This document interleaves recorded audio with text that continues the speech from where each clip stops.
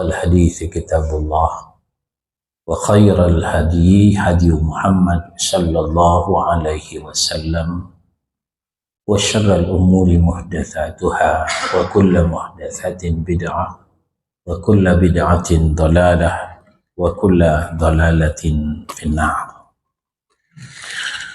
Ikhwani wa akhwati a'azakumullah, kembali kita lanjutkan pembahasan kitab Ad-Da' wad-Dawa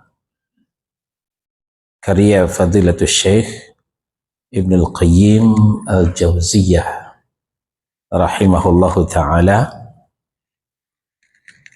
Sekarang kita sudah sampai ke bab yang kelima. Maudhu'nya sebagian dosa besar. Sebagian dosa besar. Di halaman 303. Beberapa macam al-kabair, dosa besar, disampaikan di sini. Nomor A atau nomor 1 adalah su'uzon terhadap Allah, ternyata termasuk dosa besar.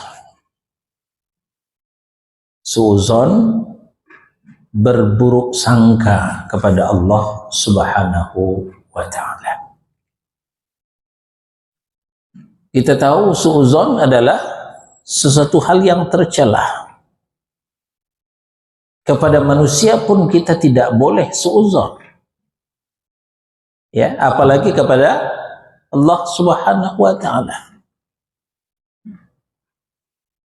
Allah sendiri mengingatkan kepada kita, ya, supaya kita berhati-hati, jangan sampai su'uzon kepada orang lain.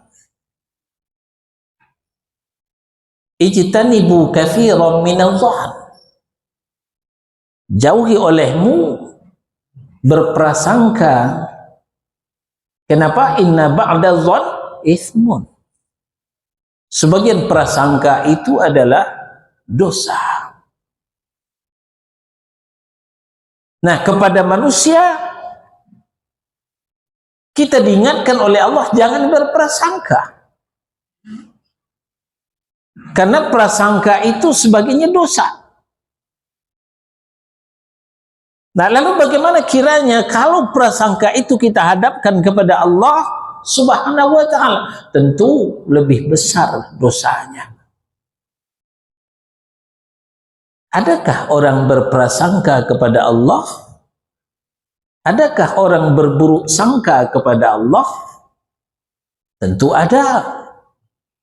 Kalau tidak, tidak akan dibahas dalam kitab ini. Tidak akan ada di dalam Al-Quran. Ulama membahas dalam kitabnya tentu berdasarkan yang telah dibacanya di dalam Al-Quran. Tapi saya kan baca Quran juga, Ustaz. Ya, itulah kelemahan kita. Kita sering baca Quran, tapi kita enggak ngeh. Apa kita baca, kita tidak faham. Nah, maka kita bukan hanya membaca, tapi juga menterjemah, mentafsir, mentadabbur Al-Quran. Di situ kita akan ketemu, ternyata ada orang yang berburuk sangka kepada Allah Subhanahu wa ta'ala. Mengapa dosa yang paling besar di sisi Allah adalah buruk sangka kepadanya? Di sini ada satu penafsiran yang mengungkapkan rahasia permasalahannya. Alasannya adalah orang yang berburuk sangka kepada Allah telah melakukan hal yang berseberangan dengan kesempurnaan dan kesuciannya. Kalau kita belajar tauhid asma wa sifat, di situ kita akan tahu bahwa Allah ternyata mempunyai nama-nama yang indah, sifat-sifat yang mulia. Nah, ketika kita berburuk sangka kepada Allah, menunjukkan di mata kita Allah tidak punya nama yang indah. Allah tidak punya sifat yang mulia. Bahkan sebaliknya, Allah punya sifat yang tercela. Inilah yang menyebabkan kenapa suudzon itu termasuk dosa besar. Nah, oleh sebab itu Allah tabaraka wa ta'ala mengancam orang yang berburuk sangka kepadanya dengan ancaman yang tidak diberikan kepada orang selainnya. Dan ancaman ini sangat berat, seperti yang beliau sampaikan dalam Al-Fat ayat 6. Dalam Al-Fat ayat 6. Allah berfirman, wa yu'adzibal munafiqina wal munafiqat wal musyrikina wal musyrikat adh-dhannina billahi dhanna saw alaihim dairatus saw wa ghadiballahu alaihim wa la'anahum a'adda lahum jahannam wa sa'at masira. Allah subhanahu wa ta'ala mengazab orang-orang munafik. Siapa orang munafik? Orang munafik yang terpapar dengan penyakit nifak. Ya. Orang yang terpapar dengan virus nifak itu disebut dengan munafik. Virusnya nifak, orang yang terpapar munafik. Ya, baik laki maupun perempuan. Kemudian wal musyrikin wal musyrikat, orang musyrik mempersekutukan Allah, baik laki maupun perempuan. Mana mereka dhannina billahi dhanna su', dia berburuk sangka kepada Allah, dia berprasangka kepada Allah dengan persangkaan yang buruk. Persangkaan yang buruk, su'udzon. Maka alaihim dairatus saw, karena berprasangka buruk, maka untuk mereka pun disediakan azab yang buruk. Azab yang buruk. Selanjutnya wa ghadiballahu alaihim, Allah marah kepada mereka. Allah murka kepada mereka. Maka wala'anahum wa a'adda lahum jahannam, mereka dilaknat, dikutuk oleh Allah, dan untuk mereka disediakan neraka jahannam. Untuk mereka disediakan neraka jahannam. Apa itu neraka jahannam? Wasa'at masira, itu adalah seburuk-buruk tempat kembali. Demikian ancaman Allah terhadap orang yang berburuk sangka kepada Allah. Sekarang kita lihat contoh-contoh orang berburuk sangka kepada Allah ketika dia tidak lagi mendapatkan apa yang dia inginkannya, maka dia menuduh Allah telah jahat kepadanya, menuduh Allah telah jahat kepadanya. Mungkin usahanya tidak sukses, mungkin karirnya tersendat, mungkin jodohnya lambat datang, bermacam-macam, ya. Karena tidak semua keinginan kita itu terlaksana dengan baik. Tidak semua yang kita inginkan itu terwujud dengan sempurna. Karena ada pertimbangan-pertimbangan lain bagi Allah kenapa tidak mewujudkan keinginan kita. Di antaranya mungkin kesalahan kita. Ya. Ketika rezeki kita terhambat, mungkin karena dosa yang kita lakukan. Kalaupun kita tidak punya dosa menurut kita, mungkin ada pertimbangan yang lain kenapa Allah belum mewujudkan apa yang kita inginkan. Ya. Sehingga Allah menasihati kita, asa an takrahu syai'an wa huwa khairul lakum. Boleh jadi yang kamu tidak suka itu yang baik untukmu. Wa asa an tuhibbu syai'an wa huwa syarrul lakum. Boleh jadi yang kamu suka, yang kamu demen, yang kamu senang, yang kamu gandrungi itu tidak baik bagimu, kata Allah. Ingat, wallahu ya'lamu wa antum la ta'lamun. Allah lebih tahu sedangkan kamu tidak mengetahui, kata Allah Subhanahu wa ta'ala. Maka jangan berburuk sangka kepada Allah. Apa yang berikan Allah, itulah yang terbaik buat kita. Apa yang kita dapatkan, itulah yang terbaik buat kita. Tanamkan ini di dalam diri kita. Jangan pernah berburuk sangka kepada Allah Subhanahu wa ta'ala.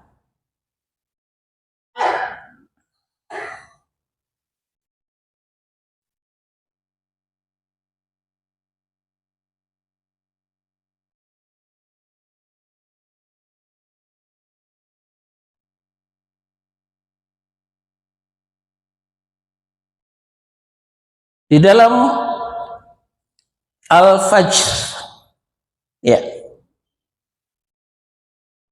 ayat 15 dan 16, di situ dijelaskan oleh Allah Subhanahu wa ta'ala.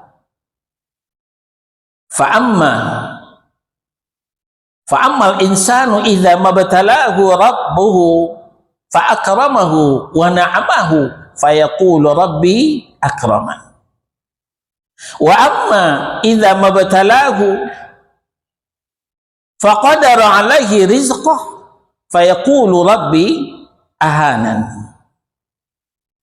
Maka adapun manusia apabila Tuhan mengujinya, Tuhan mereka mengujinya lalu memuliakannya dan memberinya kesenangan, maka dia berkata, Tuhanku telah memuliakanku. Namun apabila Tuhan mengujinya lalu membatasi rezekinya, maka dia berkata, Tuhanku telah menghinakanku. Ini bukti orang yang berburuk sangka kepada Allah Subhanahu wa ta'ala. Ketika rezekinya lancar, karirnya sukses menanjak, bisnisnya licin, ya. Apa katanya? Tuhanku telah memuliakanku, saya hebat. Siapa lagi yang sehebat saya di komplek Bulog ini? Karena saya rajin beribadah kepada Allah, saya taat kepada Allah, maka Allah memuliakan saya. Tapi bagaimana ketika sebaliknya, rezekinya ditahan oleh Allah, karirnya tersendat-sendat, bisnisnya gagal total, apa katanya? Tuhanku telah menghinakanku. Inilah contoh-contoh orang yang berburuk sangka kepada Allah Subhanahu wa ta'ala. Jadi seharusnya apa yang dilakukan ketika Allah memberikan nikmat, ketika Allah memberikan, mengucurkan rahmatnya, karirnya menanjak, ya, bisnisnya pun lancar, maka ketika itu bersyukurlah kepada Allah. Berarti Allah telah memberikan nikmatnya. Bersyukur kepada Allah. Tambah syukur, tambah mendekatkan diri kepada Allah. Gunakan rahmat itu untuk semakin mendekatkan diri kepada Allah, untuk taat kepada Allah. Sebaliknya ketika mendapatkan yang tidak diinginkan, rezekinya tersendat, misalnya seperti yang disebutkan oleh Al-Fajr tadi, Apa yang dikatakan? Mungkin saya sedang ditegur oleh Allah. Bukan dihinakan oleh Allah, tapi ditegur oleh Allah. Mungkin pernah melakukan pelanggaran. Mungkin pernah melakukan pelanggaran. Zuharal fasadu fil barri wal bahri bima kasabat aydin nas.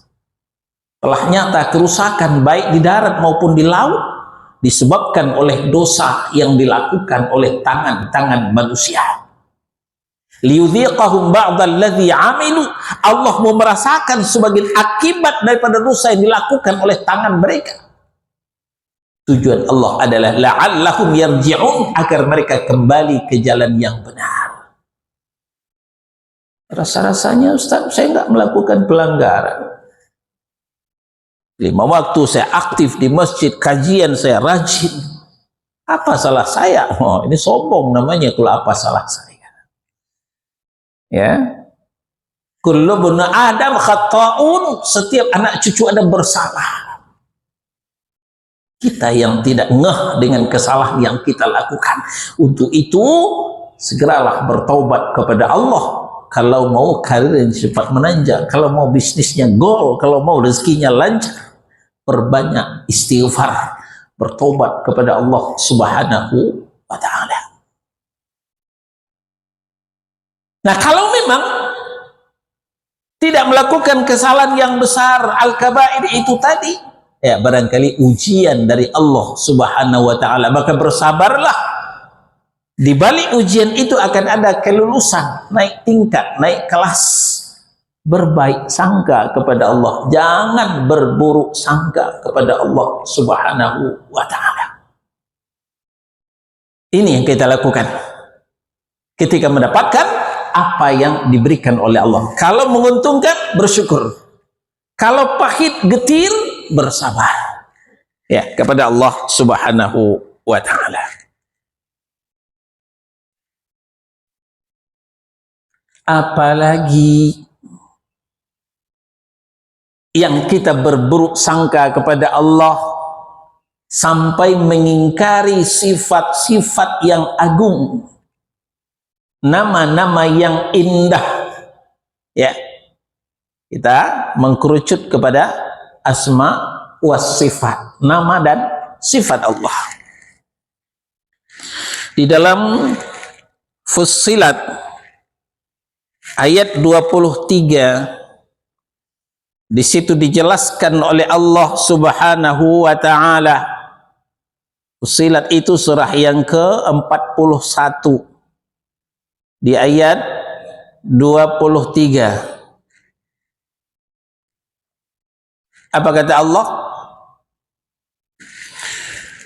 Wa dzalikum zannukumul ladzi zanantum bi rabbikum ardakum fa asbahtum minal khasirin. Dan itulah dugaanmu yang telah kamu sangkakan terhadap Rabbmu. Dugaan itu telah membinasakan kamu, sehingga jadilah kamu termasuk orang yang rugi. Kita diingatkan oleh Allah. Itu disebabkan dugaanmu yang salah. Maka kamu termasuk orang yang rugi. Jangankan Allah, kita sebagai orang tua, kita sebagai ayah, kita sebagai ibu, ketika menghadirkan keinginan anak kita, tentu tidak semuanya. Tentu tidak semuanya. Kita akan berikan sesuai dengan kebutuhannya, bukan sesuai dengan keinginannya. Contoh, kita punya anak 2 misalnya. Ini maaf, saya bukan menyuruh membatasi anak ya.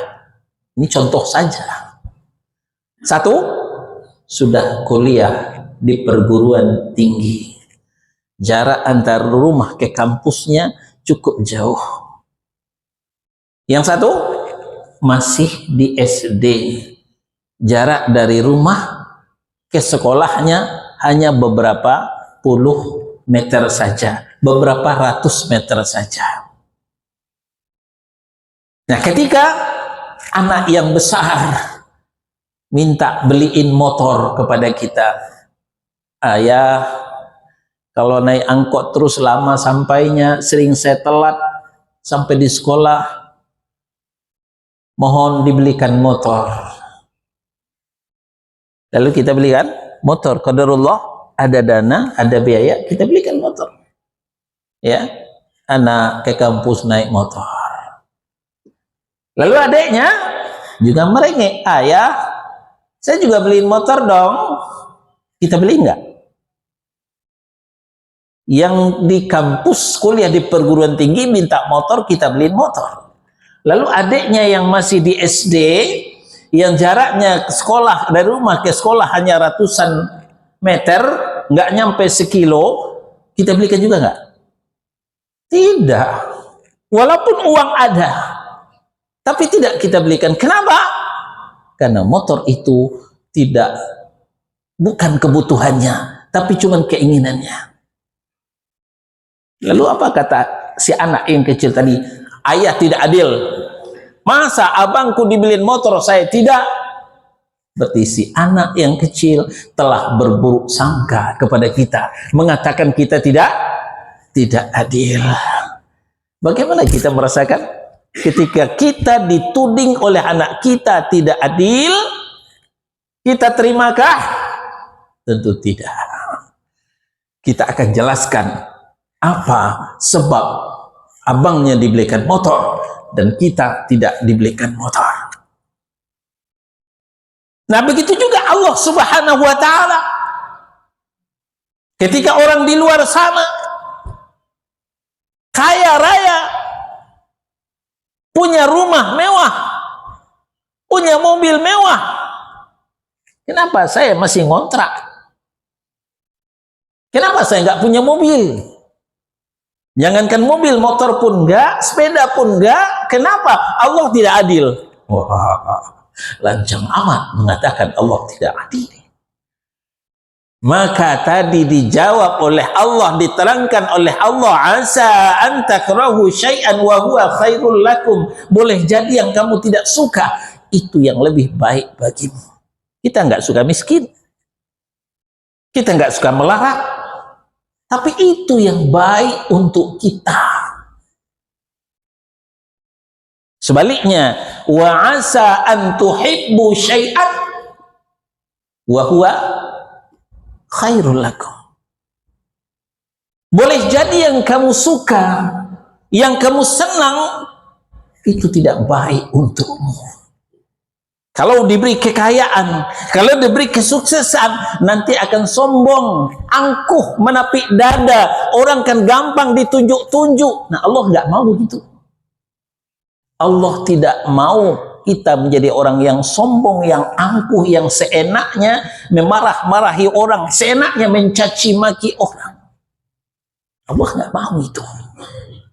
Maka Allah takdirkan kita, ya, biasa-biasa saja, harta secukupnya saja, tidak berlebih, tidak bertumpah ruah. Nah, begitu cara Allah menjelaskan kepada kita. Jadi ketika kita berburuk sangka kepada Allah, maka kita termasuk orang yang merugi. Semestinya kalian percaya tentang Allah dengan kepercayaan yang semestinya bahwa dialah yang maha mengetahui segala sesuatu, maha kuasa atas segala sesuatu, maha kaya yang tidak membutuhkan yang lain. Ketika orang-orang musyrik mengalihkan peribadatannya kepada selain Allah, maka itulah bentuk buruk sangka kepada Allah. Tahukah kita kenapa orang-orang musyrik di zaman jahiliyah mereka tidak beribadah kepada Allah tapi beribadah kepada batu-batu berhala? Karena mereka menganggap Allah itu sibuk tidak mungkin mendengarkan semua permintaan mereka. Apakah mereka tidak kenal dengan Allah? Kenal.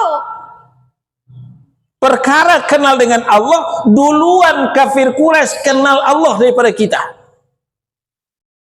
Ya.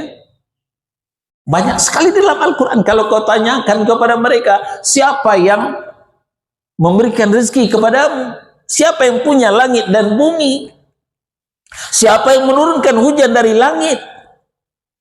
Fasayaquluna Allah. Mereka akan menjawab Allah. Duluan mereka kenal Allah daripada kita.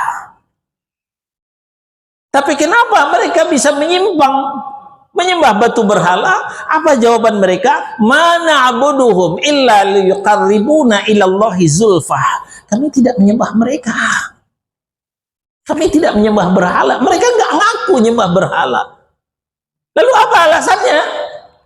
Illa liyuqarribuna ilallahi zulfa, melainkan supaya berhala-berhala ini mendekatkan kami kepada Allah sedekat-dekatnya.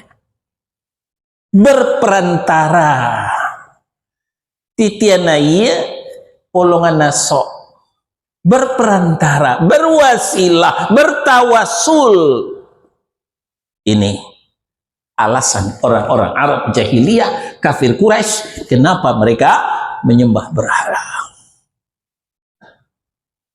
Ini pula lah jawaban saudara-saudara kita yang masih bermunajat di batu-batu kuburan. Kenapa tidak langsung saja kepada Allah? Bukankah Allah sudah berfirman, ud'uni astajib lakum, mintalah langsung kepadaku, akan kuijabah doamu.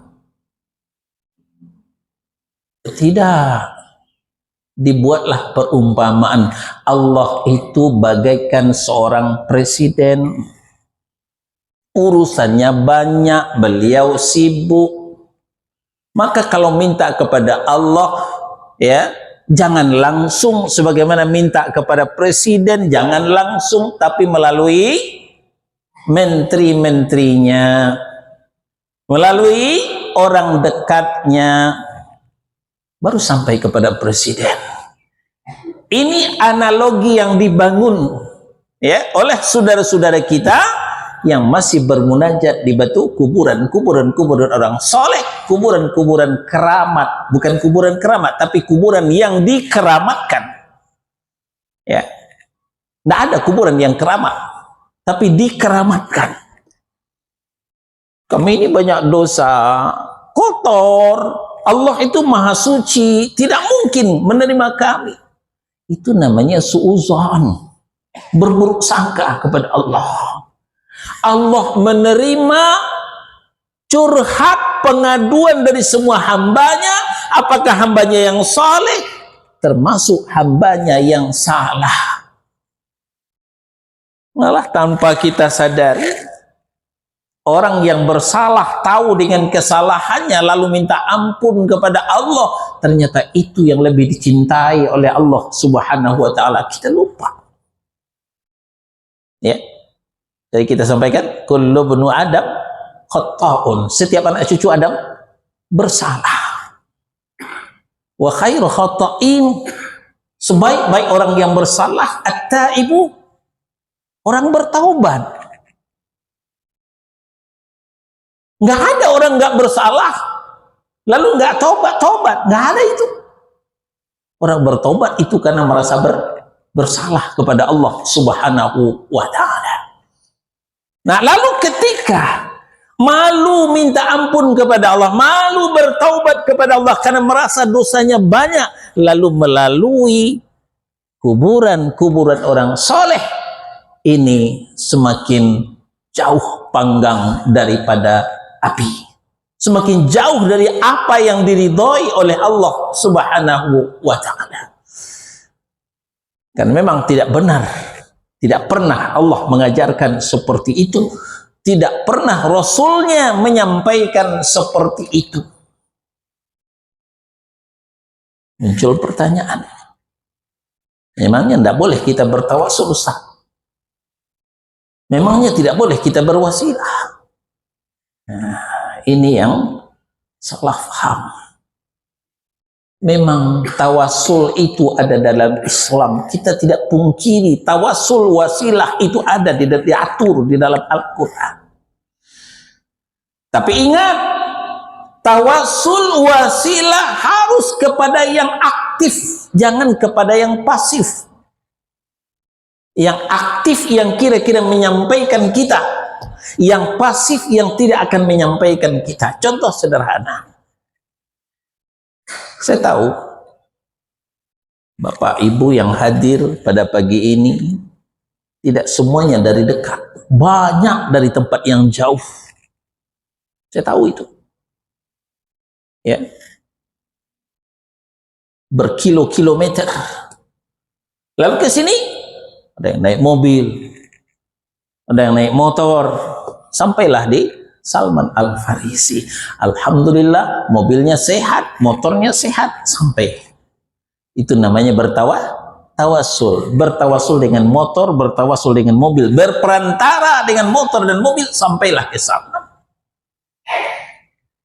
Bapak Ibu bayangkan, ketika mobilnya rusak, ketika motornya mogok, sampai ke Salman? Nggak sampai, mogok, tersendat di jalan. Akhirnya sholat saja di masjid terdekat, ke bengkel jadinya. Itu perumpamaan. Berwasilah dengan yang aktif, jangan dengan yang pasif. Mana contohnya dengan yang aktif? Diatur oleh Allah di dalam Al-Quran. Walillahil asma'ul husna fad'uuhu biha. Al-A'raf surah yang ke-7 ayat 180. Milik Allah lah nama-nama yang baik, maka fad'uuhu biha, berdoalah kepada Allah dengannya, dengan nama-nama yang baik itu. Bertawasul dengan nama dan sifat Allah. Jadi kalau mau bertawasul juga, kalau mau berwasilah juga, bertawasullah, berwasilahlah, berperantaralah dengan nama dan sifat Allah. Nah, contoh-contohnya ini sudah kita amalkan. Ya. Sudah kita amalkan. Bismillahilladzi la yadurru ma'asmihi syai'un ya fil ardi wala fis sama wa huwas samiul alim. Zikir pagi dan petang itu ada. Ya, dengan menyebut nama Allah. Ini bertawasul dengan nama Allah. Ya Rahman, Ya Rahim, Ya Muqallibal Qulub. Itu namanya bertawasul dengan nama-nama Allah. Itu aktif. Nama Allah itu aktif, maka boleh bertawasul. Lalu kenapa tidak boleh bertawasul dengan batu kuburan? Batu kuburan itu pasif. Sama dengan batu berhala, maka tidak boleh bertawasul dengan batu kuburan.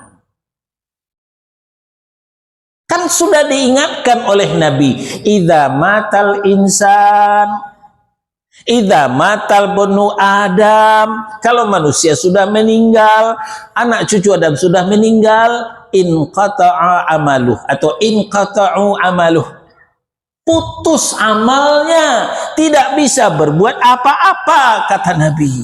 Tidak percaya kepada Nabi. Kalau masih ragu, besok kalau ada tetangga yang meninggal, agak cepat datang. Lalu lihat kanan kiri, nggak ada orang, buka tutup jenazah, jewer telinganya jenazah itu. Ngelawan nggak dia? Nggak ngelawan, mati.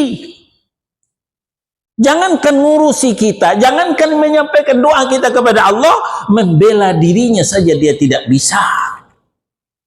Inilah yang dimaksud oleh Nabi, putus amalnya, tidak bisa berbuat apa-apa.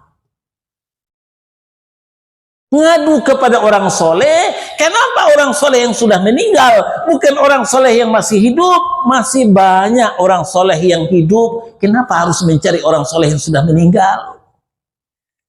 Ya, sedikit kita gunakan akal sehat kita. Ingat, tawasul yang diajarkan adalah dengan doa orang soleh, bukan dengan orang soleh. Jangan dibalik. Dengan doa orang soleh. Ini yang dilakukan Umar ibnu Khattab radhiyallahu an. Kalau terjadi kemarau panjang, Umar meminta Rasulullah supaya berdoa kepada Allah. Tapi ketika Rasulullah sudah meninggal, Umar tidak nangis di kuburan Rasulullah, tidak ngadu di kuburan Rasulullah, tidak itikaf di kuburan Rasulullah. Apa yang dilakukan Umar? Jalan jauh ke selatan. Dari Madinah ke Makkah itu 500 kilometer untuk menemui Abbas bin Abdul Muthalib, paman Rasulullah. Maka diabadikan oleh Imam Al-Bukhari dalam sahihnya kasus ini. Doa Umar ini, apa kata Umar? Allahumma inna natawassalu ilaika binabiyina. Ya Allah, dulu pernah kami bertawassul kepada engkau melalui nabi kami. Fatasqina, engkau telah turunkan hujan. Itu dulu ya Allah. Sekarang wa natawassalu ilaika bi'ammi nabiyina. Kembali kami bertawassul kepada engkau ya Allah melalui paman nabi kami, yaitu Abbas bin Abdul Muthalib. Fasqina, maka turunkanlah hujan ya Allah. Ini doa Umar. Maka diceritakan oleh Anas, tidak lama setelah itu mendung datang, hujan pun turun. Ini tawasul yang diatur oleh Islam. Pertama, tawasul dengan nama dan sifat. Yang kedua, tawasul dengan doa orang soleh. Bukan dengan orang soleh, tapi dengan doanya. Kira-kira orang soleh kalau sudah meninggal bisa berdoa enggak? Enggak bisa. Jangankan orang soleh yang meninggal, orang soleh yang tidur saja enggak bakal mendoakan kita. Maka carilah orang soleh yang masih hidup, carilah orang soleh yang masih bangun, maka minta dia mendoakan kita. Top cari insyaallah. Dan yang duduk di sini, ini rata-rata orang soleh ini, walaupun nggak soleh-soleh amat, ya. Minta, Pak, tolong doakan saya, Bu, tolong doakan saya. Dan yang familiar bagi kita kan, ketika yang berangkat haji, berangkat umroh, katanya berangkat tahun ini Pak ya, iya. Jangan lupa ya di Multazam doakan saya. Jangan lupa ya di Raudhah doakan saya. Itu tawasul Pak. Itu tawasul. Kita minta doanya. Maka tidak pantas, tidak layak ketika datang ke kuburan digigit nyamuk. Ya, minta orang yang sudah mati mendoakan kita. Irrasional. Ya, tidak masuk akal. Nah, jadi ini bentuk suuzon kepada Allah, berburuk sangka kepada Allah, mengatakan Allah itu sibuk, tidak sempat ngurusin kita, mengatakan Allah tidak terima karena kita kotor, itu suuzon kepada Allah, berburuk sangka kepada Allah. Sekarang kita ke Ar-Rum ayat 28. Darabalakum mathalam min anfusikum hal lakum mimma malakat aymanukum min syuraka'a fi ma razaqnakum fa antum fihi sawa'un takhafunahum ka khifatikum anfusakum kadzalika nufassilul ayati liqaumi ya'qilun. Dia membuat perumpamaan bagimu dari dirimu sendiri. Apakah kamu rela jika ada di antara hamba sahaya yang kamu miliki menjadi sekutu bagimu dalam memiliki rezeki yang telah kami berikan kepadamu, sehingga kamu menjadi setara dengan mereka dalam hal ini, lalu kamu takut kepada mereka sebagaimana kamu takut kepada sesamamu? Demikianlah kami jelaskan ayat-ayat itu bagimu yang mengerti. Allah gelitik akal sehat kita. Kita punya karyawan, kita punya bawahan, kita punya anak buah. Apakah di suatu perusahaan, di suatu pabrik, silahkanlah. Lalu setelah sama-sama bekerja, ternyata ketika dilihat di slip gaji, gaji kita sama dengan gaji bawahan kita. Apakah kita bisa terima? Kita kepala kantor, kita kepala bagian, ya. Anak buah kita di bawah banyak. Ketika dilihat slip gaji, gaji saya kepala kantor dengan gaji anak buah saya sama. Kita terima nggak? Nggak terima. Kita akan protes ke yang punya perusahaan, kepada yang punya pabrik. Gimana sih ini? Percuma dong, saya sebagai kepala, saya sebagai bos, kok disamakan gaji saya dengan gaji anak buah saya? Siapapun akan protes. Ini yang Allah coba gelitik akal sehat kita, kesadaran kita. Dia membuat perumpamaan bagimu dari dirimu sendiri. Apakah kamu rela jika ada di antara hamba sahaya yang kamu miliki? Ya, sekarang kita nggak punya budak, nggak punya hamba sahaya. Maka saya katakan tadi, ibaratkan sebagai anak buah, ya, bawahan kita di kantor. Menjadi sekutu bagimu dalam memiliki rezeki yang telah kami berikan. Maksudnya dipersamakan rezeki kita dengan rezeki bawahan kita. Kita tidak terima, kita tidak rela. Lalu bagaimana mungkin Allah akan terima, Allah akan suka, Allah akan ridho ketika Allah kita samakan dengan makhluknya. Kita meminta kepada Allah juga, meminta kepada makhluk juga, ya. Meminta kepada Allah juga, minta ke Nyai Roro Kidul juga. Meminta kepada Allah juga, meminta ke kuburan keramat juga. Semuanya adalah hamba-hamba Allah. Kenapa kita setarakan Allah dengan hambanya? Bukankah kita sudah ikrar minimal 17 kali sehari semalam? Iyyaka na'budu wa iyyaka nasta'in. Hanya kepada Engkaulah kami menyembah, hanya kepada Engkaulah kami minta tolong. Hanya artinya tidak ada kepada yang lain. Ini faedah daripada hanya kepada Engkaulah. Ya. Kenapa maf'ulnya di depan? Nah, ini menurut ahli bahasa ini litaksis, pengkhususan. Kan yang biasa bahasanya kan na'budu ilaika wa nasta'in ilaika. Beribadah kami kepada Engkau, meminta tolong kami kepada Engkau. Kan begitu biasanya. Sekarang kenapa terbalik? Iyyaka na'budu wa iyyaka nasta'in. Hanya kepada Engkau. Jadi pengkhususan, hanya kepada Engkau kami menyembah. Artinya tidak ada penyembahan kepada selain Engkau. Wa iyyaka nasta'in. Hanya kepada Engkau kami minta tolong. Maksudnya tidak ada minta tolong kepada selain Engkau. Tapi ini kata mulut, ya.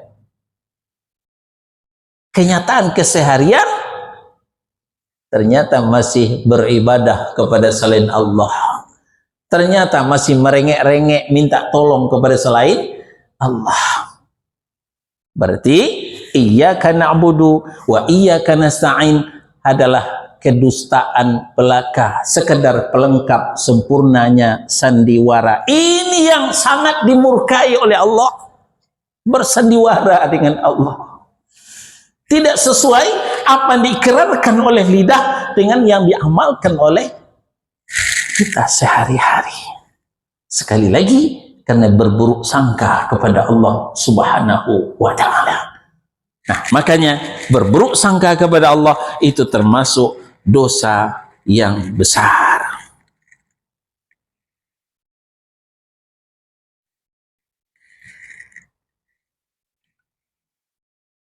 Sekarang kita ke Al-Hajj 73-74. Al-Hajj surah yang ke-22, ya, ayat 73 dan 74. Ya ayuhan nas, duriba mathalun fastami'u lah, innal ladzina tad'una min dunillahi la yakhluqu dzubaban walau ijtama'u lah wa iyas lubuhumul dzubabu syai'an la yastanqidhuhu minhu dha'fa talibu wal matlub ma qadarullaha haqqa qadrih innallaha laqawiyyun aziz. Hai manusia, telah dibuat suatu perumpamaan, maka dengarkanlah. Sesungguhnya segala yang kamu seru selain Allah tidak dapat menciptakan meskipun seekor lalat. Nah, ini tauhid rububiyah, ya. Yang mencipta hanya Allah. Tidak ada yang mencipta selain daripada Allah. Nah, digambarkan oleh Allah, segala yang kamu seru selain Allah tidak bisa mencipta, walaupun seekor lalat. Lalat makhluk Allah yang sangat kecil. Tidak usahlah menciptakan kuda, membuat harimau, membuat sapi yang kita sembelih kemarin, membuat kambing, itu terlalu rumit, terlalu besar. Bahan bakunya susah. Sekarang bikin lalat aja deh, yang kecil, bahan bakunya enggak sebanyak yang itu tadi. Nah, coba, mau enggak, bisa enggak yang kamu seru selain Allah, apakah batu berhala ataukah batu kuburan, bisa membuat seekor lalat? Walaupun mereka bekerja sama, tentu itu tidak bisa, ya. La yakhluqu dzubaban walau ijtama'u lah, mereka tidak akan bisa menciptakan lalat walaupun mereka bekerja sama. Dan jika lalat itu merampas sesuatu dari mereka, mereka tidak akan dapat merebutnya kembali dari lalat itu. Makanan kita dicemari oleh lalat, kita nggak bisa menjaganya. Kita nggak bisa merebut makanan itu dari lalat. Itulah kelemahan kita.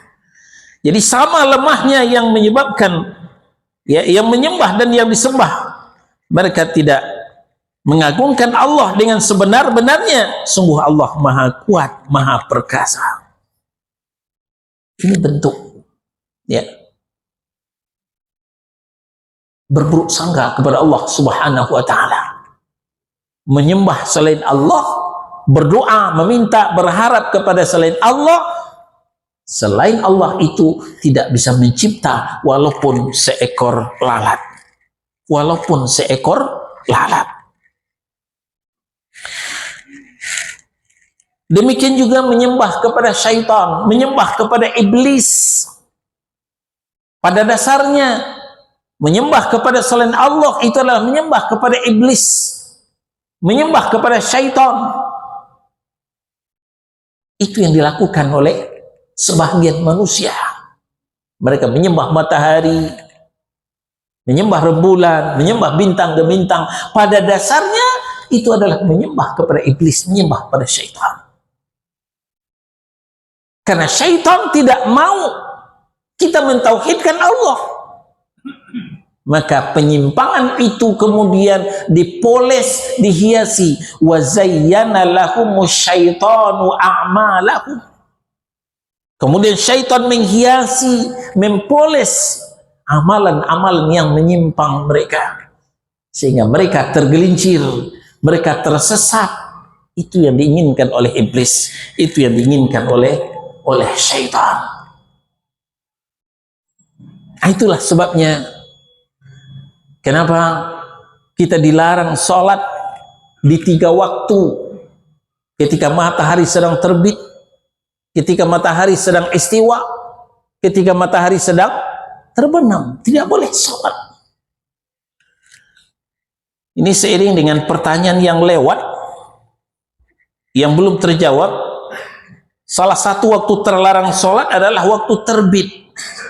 Waktu terbit itu berapa menit waktu terlarangnya? Ya, sekitar 10 sampai 15 menit. Sekitar 10 sampai 15 menit. Saya melihat seringnya begitu bunyi alarm barusan.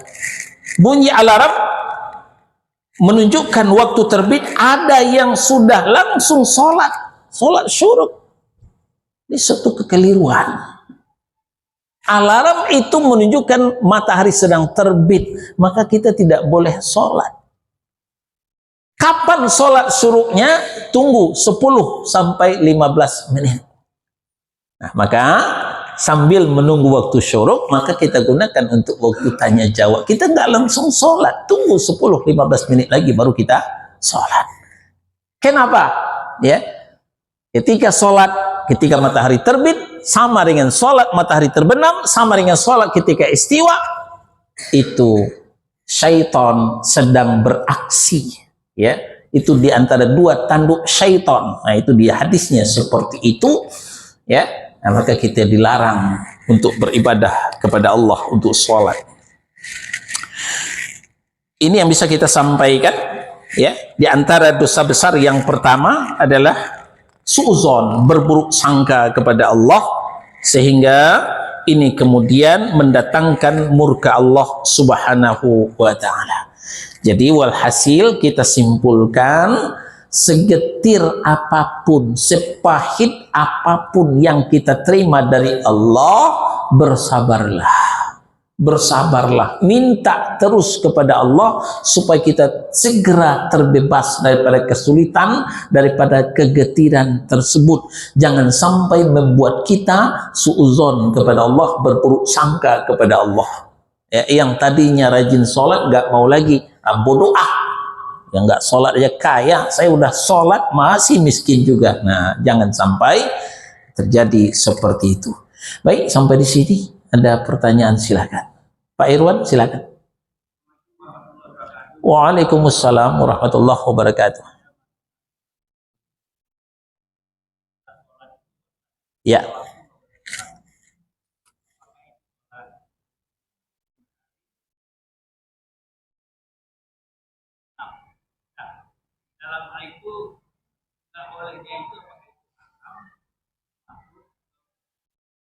Ya.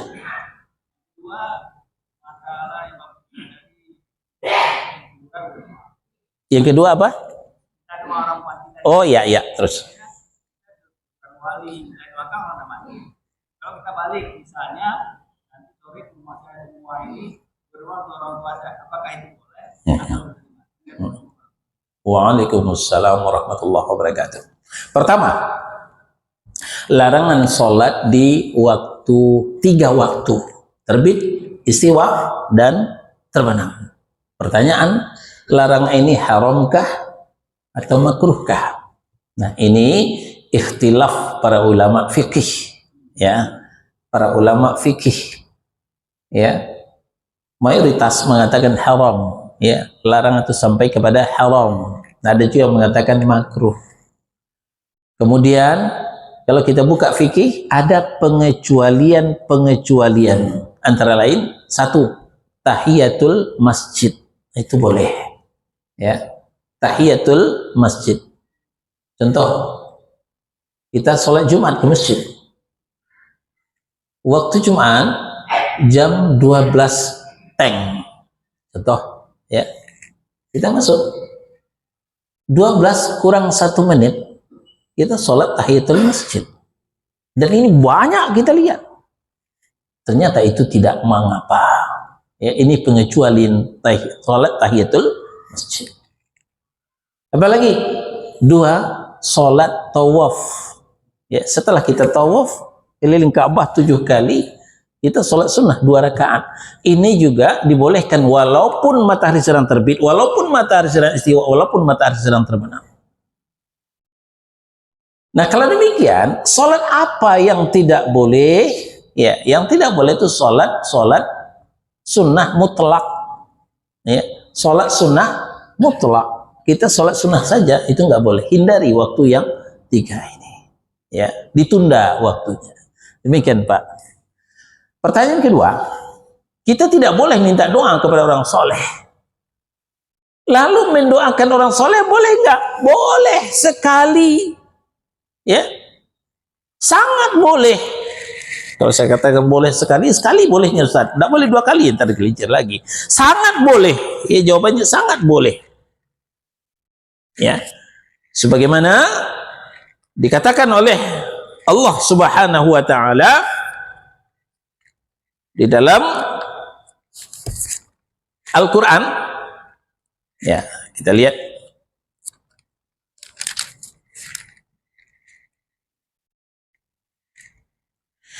Muhammad surah 47 ayat 19. Fa'lam annahu la ilaha illallah wastaghfir li dzambika walil mu'minina wal mu'minat wallahu ya'lamu mutaqallabakum wa mathwaakum. Fa'lam, maka ketahuilah olehmu, annahu la ilaha illallah, sesungguhnya tidak ada ilah yang hak, tidak sesembahan yang benar kecuali Allah.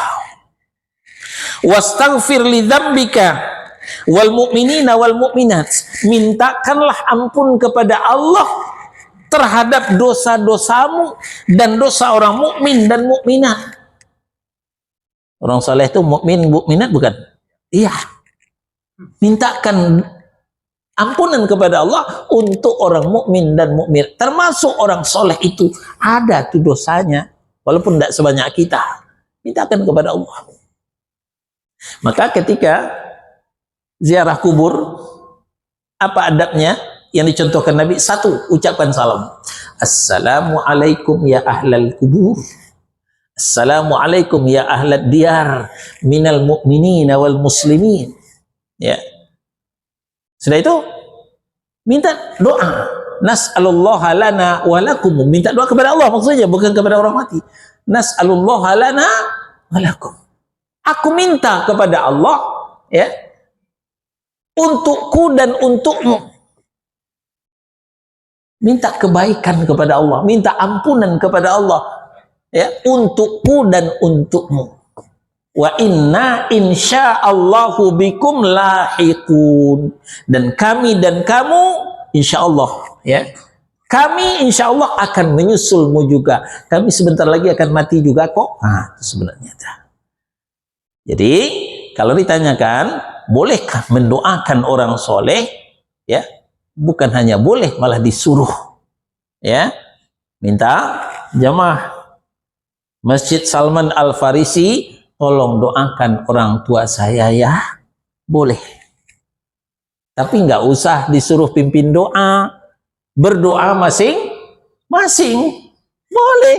Pak, ibu-ibu, jamaah Masjid Salman, tolong doakan orang tua saya kemarin meninggal. Boleh Pak, minta doa.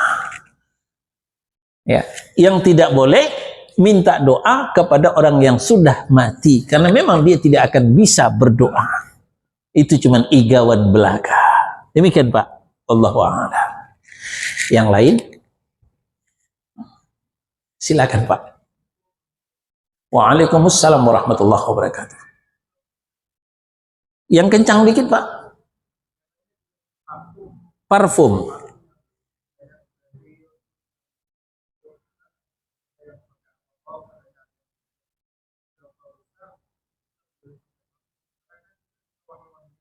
Ya.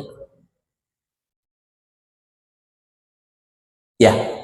Parfum masyru'ah, disyariatkan. Malah Rasulullah Shallallahu Alaihi Wasallam menyukai parfum, ya, menyukai parfum, menyukai wangi-wangian.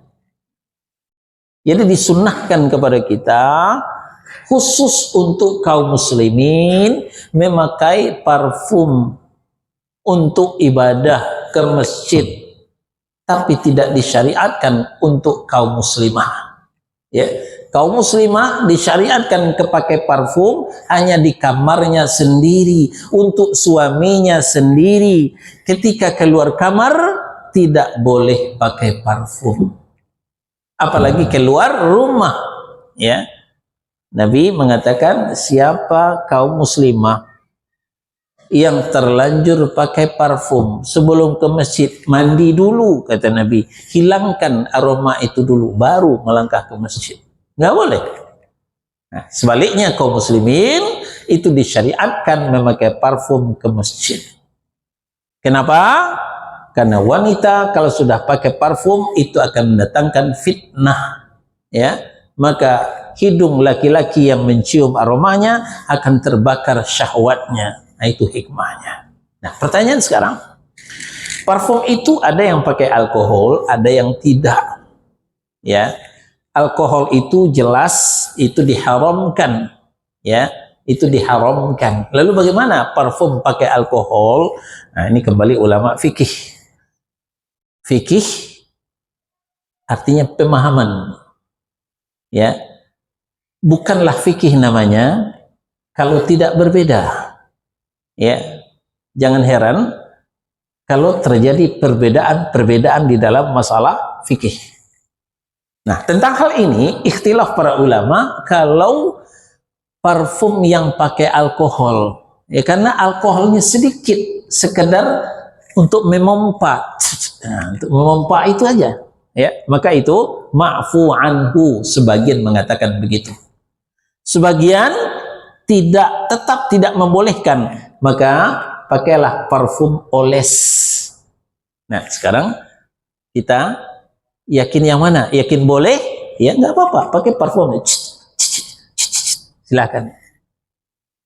Kalau kita yakin dengan tidak boleh, ya jangan pakai itu. Pakai parfum yang oles saja. Terpulang kepada keyakinan kita. Jadi kalau tentang ikhtilaf, kita boleh memilih tanpa menyalahkan yang lain.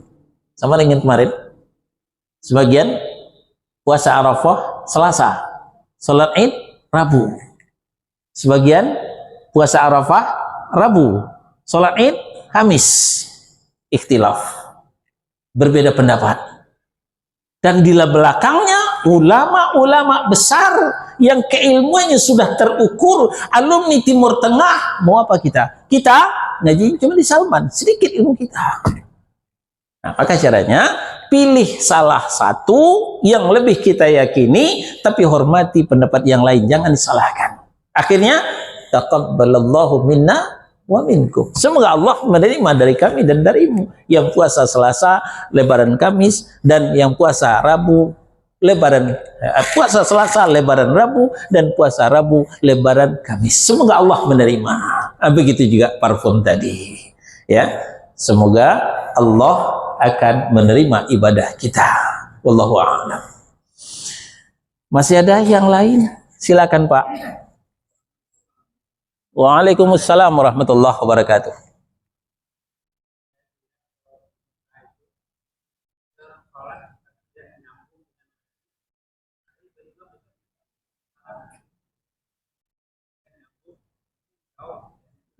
Ya.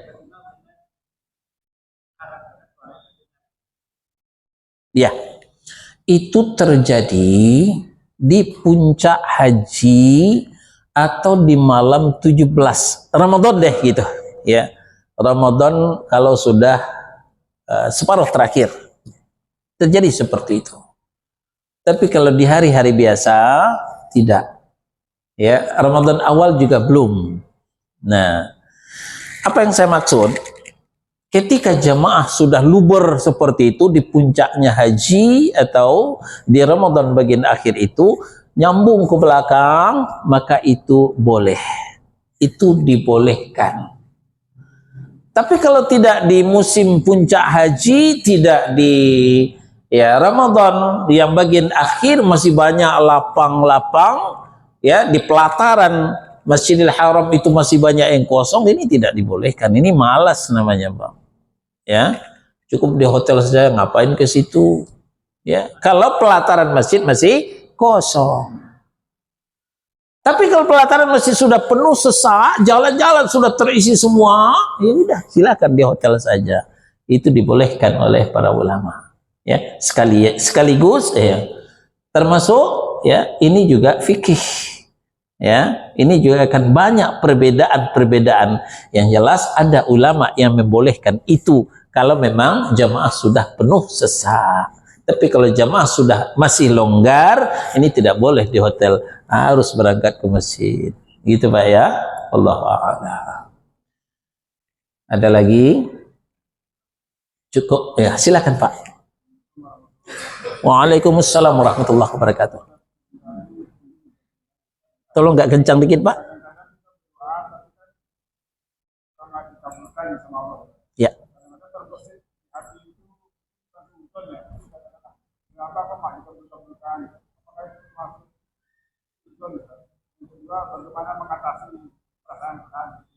Ya,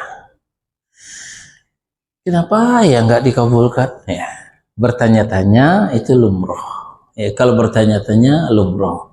Tapi bertanya-tanya itu jangan sampai jatuh kepada suuzon. Ya, nah, lalu bagaimana caranya supaya tidak suuzon? Ya, kita mendalami tauhid asma wa sifat. Ya, kita harus mendalami nama-nama Allah yang baik dan sifat-sifat yang agung. Ya, kalau belum belajar tauhid asma wa sifat, lihat di cover Al-Quran itu ada tuh Allah Ar-Rahman Ar-Rahim. Nah, jangan sekadar membaca, tapi terjemahkan apa artinya. Allah Ar-Rahman yang maha pengasih, Ar-Rahim yang maha penyayang. Nggak mungkin Allah itu jahat kepada kita. Allah itu maha pengasih, maha penyayang, maha pemberi.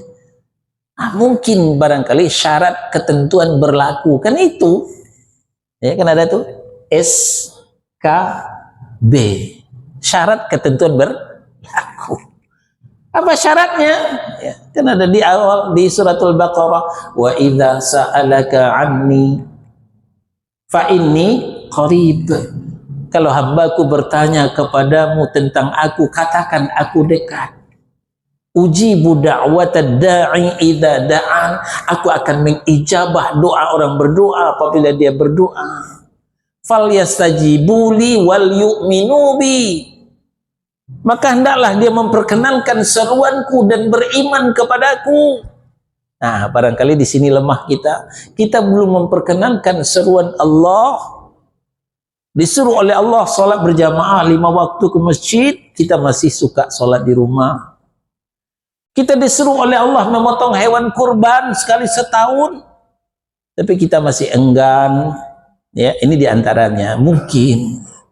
Wal yu'minu bi, dan berimanlah kepadaku, bertauhid, jangan syirik. Nah, doa kita tidak kunjung dijabah, barangkali masih tercampur syirik. Ini yang perlu kita benahi. Jadi, kalau minta kita, doa kita tidak kunjung dijabah oleh Allah, kenapa ya? Lalu introspeksi, ya, introspeksi, jangan suuzon. Koreksi kembali, analisa ibadah kita, pengabdian kita kepada Allah. Sudahkah ikhlas karena Allah? Sudahkah sesuai dengan sunnah? Ya, periksa iman kita, sudahkah kita bertauhid ataukah masih bergelimang dengan syirik, tahayyul khurafat? Demikian Pak. Allahu a'lam. Kalau tidak ada lagi, kita tutup. Ya. Subhanakallahumma wa bihamdika asyhadu an la ilaha illa anta astaghfiruka wa atubu ilaik. Wassallallahu ala nabiyyina Muhammadin wa ala alihi wa sahbihi wasallam. Barakallahu li wa lakum. Wassalamu alaikum warahmatullahi wabarakatuh.